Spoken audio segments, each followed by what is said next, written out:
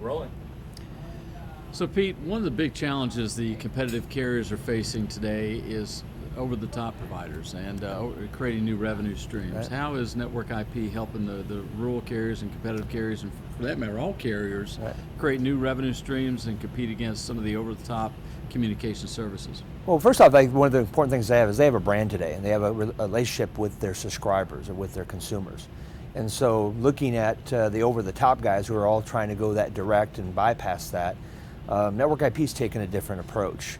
We're actually have created an over-the-top product. You can call it a white label Viber or white label Skype that they can then go deploy without any integration. That's another big issue with them, is getting products out there quickly and not having to do a bunch of work under the hood to integrate that. So we've eliminated that so they can literally offer that product today. All they have to do is market. Okay, well, I know we're going to do a demo in just a few minutes, but before we do that, maybe walk us through the implementation timeline. So when somebody says, Pete, I love the idea, what's next? Well, we've gone all the way down to the lowest common denominator here from the perspective of a no integration brand, we'll call it Hello Earth, that they could deploy, sign a 2-page contract, and start marketing. I mean, it's literally one of the approaches we've done different from the traditional over the top, who are say, go to my app store and get the app. Our focus groups and our test of consumers show that the masses here, not the geeks, there's not enough of us, but the masses here really are struggling with that. And we're waiting for them to catch up and learn how to make the technology work. So we've taken a more basic approach of leading them via text. They all know how to text. If you text to them, or they see a poster or even on the web page, text to this code, they get a link, and that link allows that consumer to touch that and actually sign up for the service, get $2 free, and then be able to check their rates, see all the things about the service, and then go on to make calls.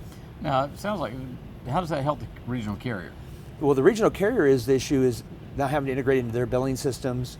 This allows them just to text to their current subscribers, or email their subscribers, or again, there's a lot of different marketing methods where they can promote that product, and they get commission on that. They actually get revenue and commission on that product.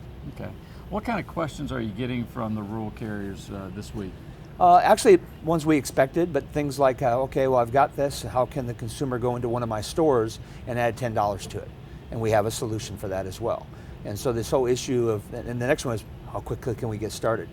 We have 2 large MNOs today, regionals, that are in the process of launching and implementing this in their networks, and a lineup of others right behind them. So this is what it did, is it broke down a barrier. We've been, of course, talking and doing stuff here for a couple of years, building relationship with these guys.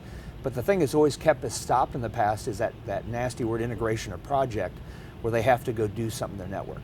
They all want the ability so that consumer can dial 011 and make their call. Right. And at a high level, tell me about your architecture, your cloud architecture, and then the physical architecture you have to move these calls around the world. Well, Network IP's been here 18 years, actually on our 18th year. We've evolved our system like 8 times. We've really built the infrastructure. I mean, our biggest secret sauce today is we can terminate calls around the globe and get that we call the best combination of quality and price. It's a science. You just plug it into a carrier and trying to go someplace, that's difficult. So Network IP has mastered that. We've got patents, we've got ways we manage quality that goes beyond anything anybody else has in the industry. So the first thing is I need to be able to provide a quality experience for those consumers. So that's a piece we have. We have also, of course, serviced hundreds of companies out there today to offer products like this out in a more traditional, if it's a phone card or it's in a portal or it's tied into somebody's billing system. It's all voice over IP, right? This is actually both. One of the things that we find with the consumer today, and we're standing next to a booth over here, Wi-Fi calling and so forth, is that this is Wi-Fi calling as well. So this is IP SIP, but also over the network. So if I'm a consumer, one of the things that we can take this to the basics of consumers, not have to think about it. I mean, most of the devices, most of the services, where am I at? Am I on Wi-Fi, not on Wi-Fi? If you're on Wi-Fi, this thing automatically will take the call over Wi-Fi and bring it back to us and terminate the call wherever in the globe they're calling.